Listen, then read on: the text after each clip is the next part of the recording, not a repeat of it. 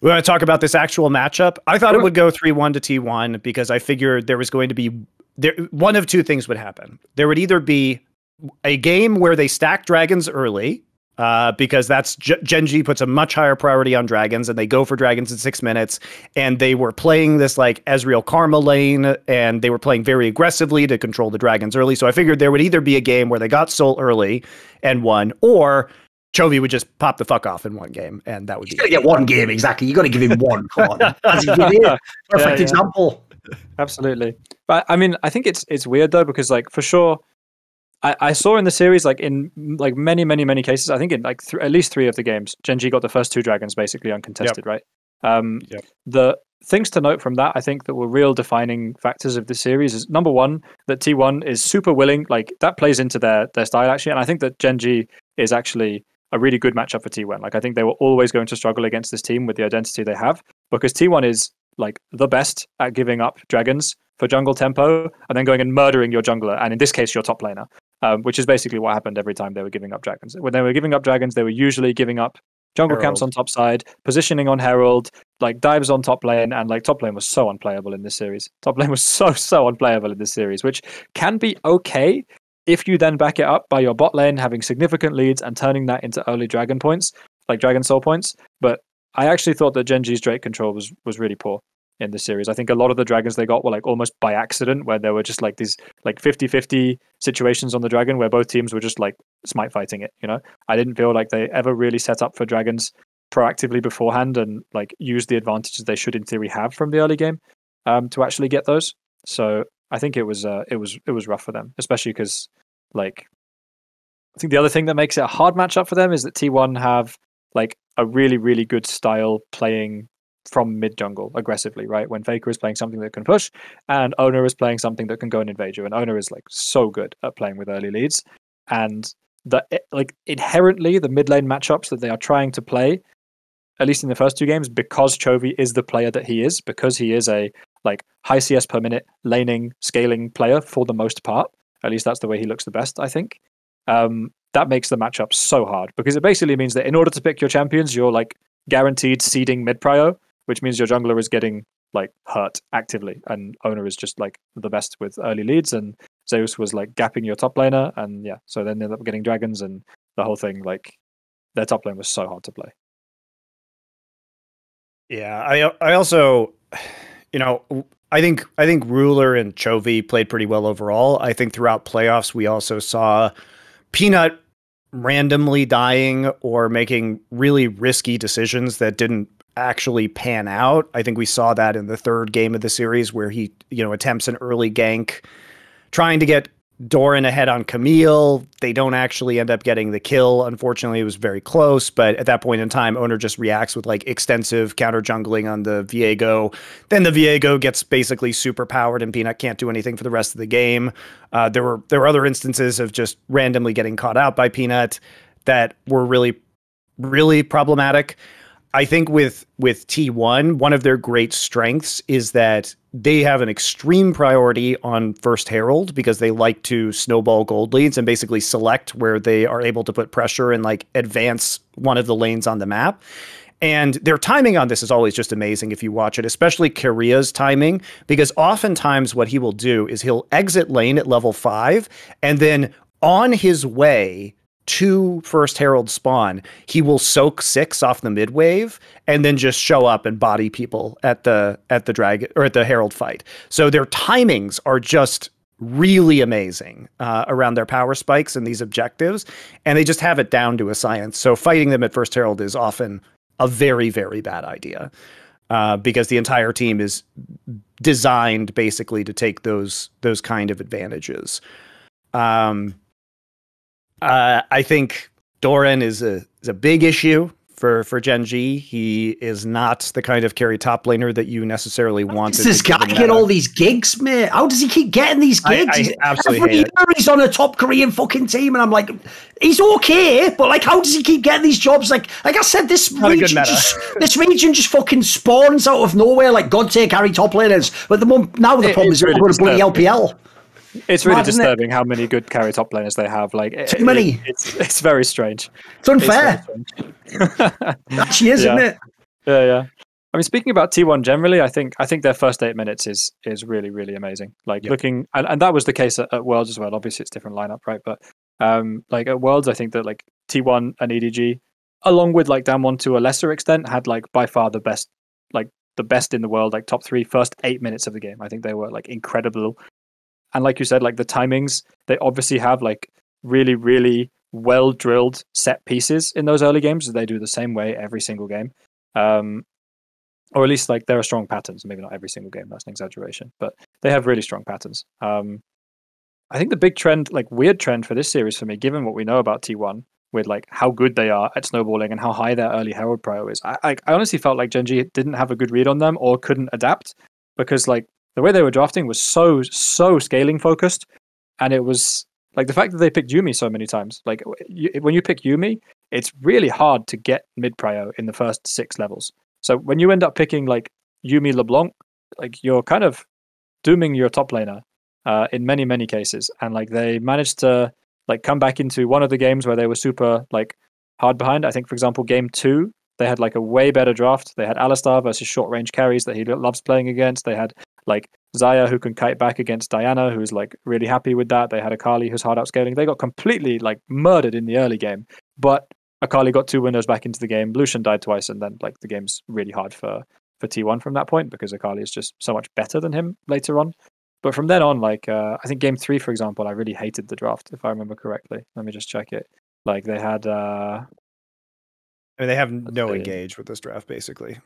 Yeah, I mean they have Lee Sin, LeBlanc. Oh, Gen.G. Sorry, I thought you were talking about T1. Oh no, yeah. I think T1's draft was like okay because they're outranging, and usually poke is kind of good into Xayah. The Yuumi like makes up for it to a certain extent, but like when you pick Yuumi here, you're like you can contest this mid 2v2. This is like one of the first mid 2v2s they have where they can aggressively contest with Lee Sin LeBlanc against Ari Viego. But if you have Yuumi, you're like basically just seeding bot lane prio, which means that like enemy bot lane is just going to move mid, and they're going to move into top anyway. And I think if I remember correctly, this game, top lane was completely open this game at like 8 minutes or something. Like Camille was just completely out of the game because like Ari and Viego can just move freely into top every single time. Every time you either take a dragon or every time your bot lane like has to accept a stacked wave, bot lane can base, come through mid, get the prio, you go top, and then Camille can't play the game. So I think that the Yuumi pick was really awkward for them. The ending to this game was super weird. Like game 3 was the game that Gen.G should have won.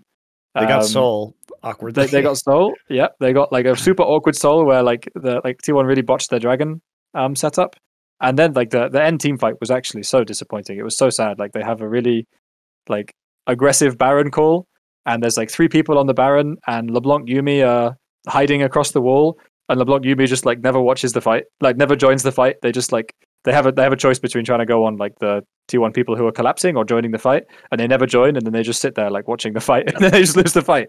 And it's so sad to watch. Like if they're on the 3-man unit, they hard win the fight, and the game's over there.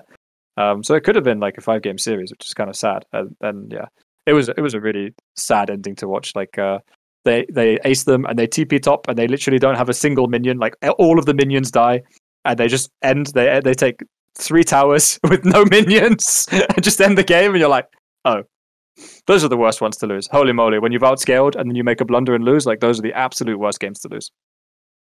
I think what was disappointing, I think I was underwhelmed by T1's performance overall in this series, because they had so many times, like you say that you think Gen.G's dragon control was bad. I counter with T1 was like hard flipping a lot of dragons that they should have been able to have priority over, and that ended up in scenarios where they would give souls or soul points over to Gen.G. And only now, of course, the day after, do we find out that 4 of T1's players had COVID, which probably explains a lot. Also, I'm glad they played if they wanted to play, but let's just talk about this. It's a little weird that they were all feeling sick and then didn't get COVID tested conveniently right before the finals. Like, that's a little odd. I think if you're a player, you would probably ask to play anyway. You know? Sure. I'm just saying that given the restrictions, it does seem like they were intentionally not tested, or didn't say that they were feeling ill because they didn't want to be tested, right? I'm just saying it's a little weird. It's a little weird. I think that like last one sounds like the most likely. Like once you've had a test, it's very, very hard to then go and do something, because then you're breaking all kinds of laws, and that's really rough. Yes, it would have been very strict in Korea, but it does seem like if 4 out of your 5 members were not feeling well the day of, and they said now in retrospect that they felt ill, that there wasn't any test given is sus. It's normally you actually test anyway. Like exactly for us, all of us before going to the studio, we always test anyway. So it could be that like, they just didn't come up, right? But really, you think 4 people who are exhibiting symptoms of feeling ill all came back negative? I find that very exhibiting symptoms. That's hard. Yeah, that's tough. I find that very. But I mean, quick tests can be really, really weird sometimes. Like really weird. Anyway, it's neither here nor there. Like I'm glad they felt well enough to play the finals. I'm glad they played the finals. But I did think that they looked worse in these finals and did play a lot more flippy than I have seen them play in the past.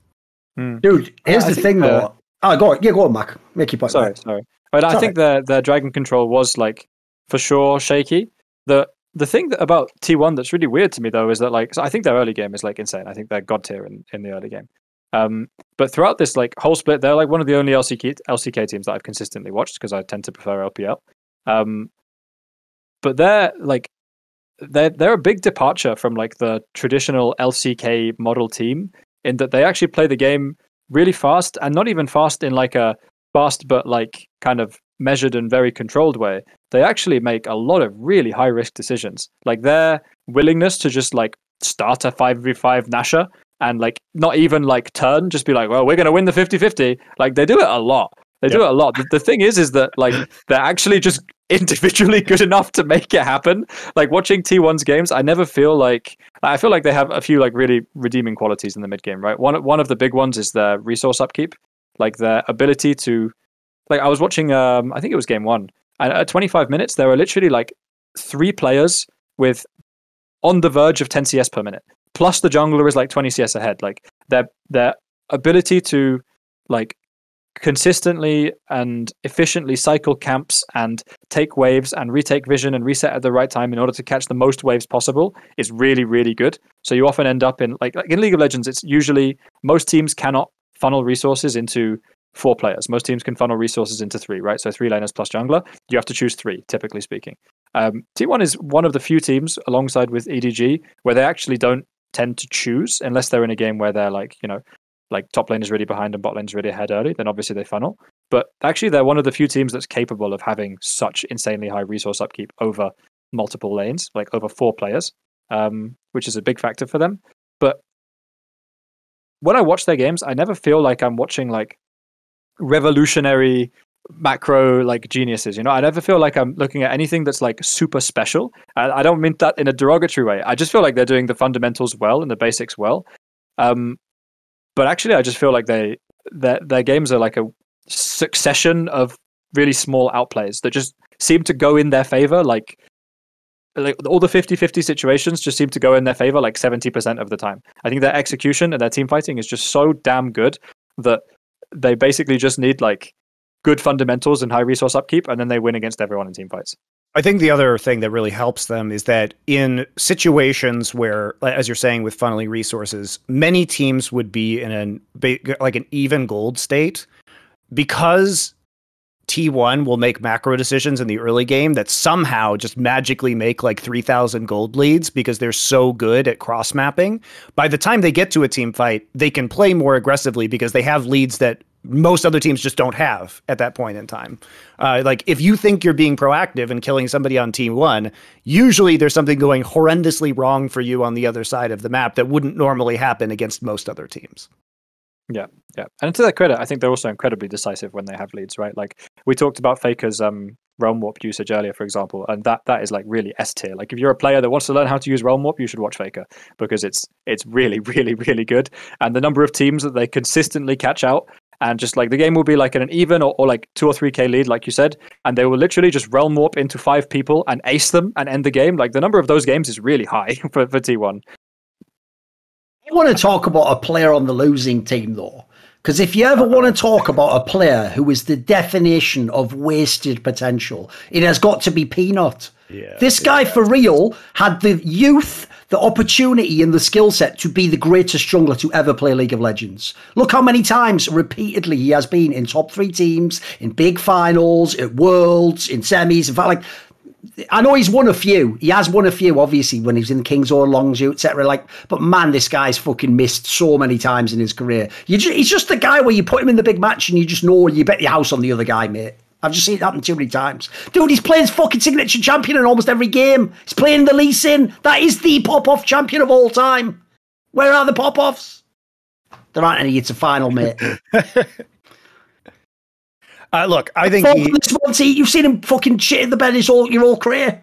I think he wasn't terrible, but the problem with Peanut is in these high stakes scenarios against very good teams, he will just die randomly and stupidly, or like a gank won't work and he'll sacrifice himself, and it puts the team really far behind. So I think his decision making is really suspect. I think, part of this was Doran's fault because Doran was opting into a Camille Jace matchup and needed the early gank that they didn't get, which then caused the Viego to like snowball out of control because Owner is smart in the way that he counter jungled. But he'll be it's like in the Dom1 series, he's just like randomly recalling on a ward in the enemy jungle and just dies. And it's like that's a choice you're making. Like it doesn't have to be like that. And for me, what Peanut does is that when he gets nervous, he starts to cut corners and play sloppy. And that is just when you're against a good team, that will just be punished. And it's happened consistently throughout his career, even when he wins titles, right? Yeah, true. It's not like he's never won a title. He's won multiple titles, but it's just that he doesn't play clean in high pressure situations. And that is the big, big downside to him as a player. Yeah. I mean, you can also look at like the 50-50 smites and things like that in this series, which, I mean, I didn't count them, but there were a few situations where like it went the way of T1 when it didn't have to, and it perhaps shouldn't have. Like game 1, for example, Genji had 2 dragons and like its Infernal Soul, which is like the highest value soul. Unless I'm mistaken. It could be outdated, but it used to be at least. But like, they have literally 4 chances to get the dragon. And part of it is a team thing. But part of it is also like they have 2 fights where they kill someone. And then there's a fight that I watched like 3 times because I was really like weirded out by it, where someone is in stopwatch, I can't remember who, and the team is waiting to kill them. And when they get out, Peanut chases them like top. He chases them like up instead of down towards the dragon, which T1 is like finishing the dragon at this moment. And he would be in range to just smite the dragon. If he were there. And like there's times, I think there were 2 or 3 times in that game where T1 took the dragon like without their jungler being there, when Peanut probably could have actually been in range or could have made decisions differently to put himself in range to actually take the dragon. And then like in that instance he ended up flashing for it and doesn't secure it. But there were a lot of things there that like looked like they were really, really small in the moment decision making mistakes that I think had a big impact on the series.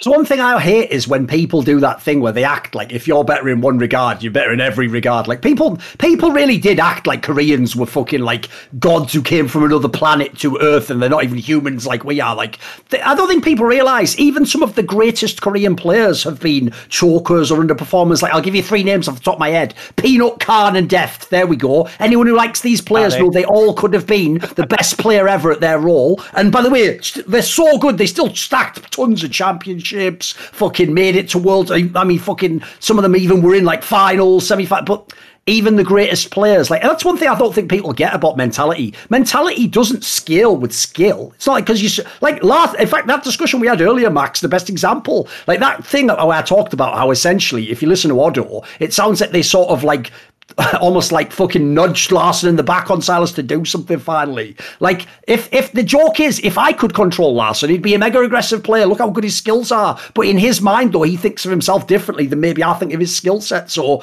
it's not always the case that you can be a very skilled player, but your mental might just be completely off the reservation, might be up and down, who knows. I always think that's the part people underestimate, because what they don't realise is this: you can't work on that the same way as you can work on the rest of your game. Like, you're not going to be in that situation again till you're there next time. Like, what do you think on this topic, Mark? Obviously, you've been through people who've had their problems at Worlds or in playoff matches before. What do you think on this topic?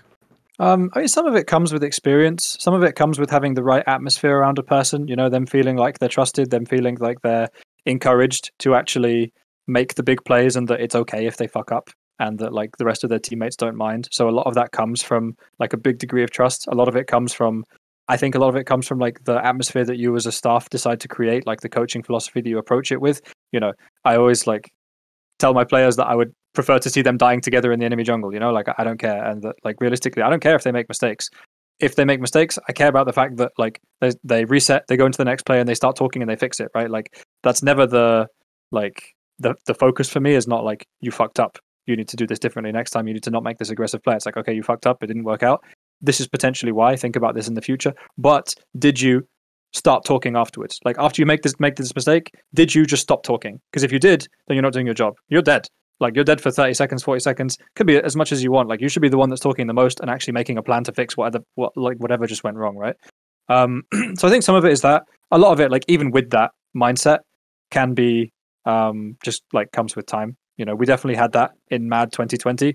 Did we go to Worlds and have a horrible time at Worlds? Yeah, absolutely. And some of that is also about like, not to excuse Mad Lions in that year. Like we had a rough Worlds, and I had a rough Worlds personally for sure. But a lot of it is also about like the systems that you put in place around people to be able to like give them a degree of comfort, give them a degree of confidence, give them a degree of like familiarity with situations, and make sure that they are playing their most comfortable champions, make sure that the like practice environment stays the same, make sure that the type of feedback they're getting stays the same, all this type of stuff, which long story short, at World Championships, especially that year in China, because there was quarantine and there was limited visas and stuff like this, we had a lot less control over, and that's usually the case at international championships, like international tournaments. You have a lot less control over your immediate environment, and so losing that control can make players feel really uncomfortable, and it can put a huge amount of strain on them if they're dealing with jet lag plus quarantine plus food they don't like plus whatever, all of these things that you tend to like try very hard to control in their environment, and getting used to that, like actually traveling, because I mean, you know, some of these players, like I've had players that have never left their home country before coming to the LEC, and like getting used to that, like going to China in 2020 during the COVID pandemic, during all of this stuff, like it was really scary because like no one really knew that much about COVID at that point, and like it was super serious.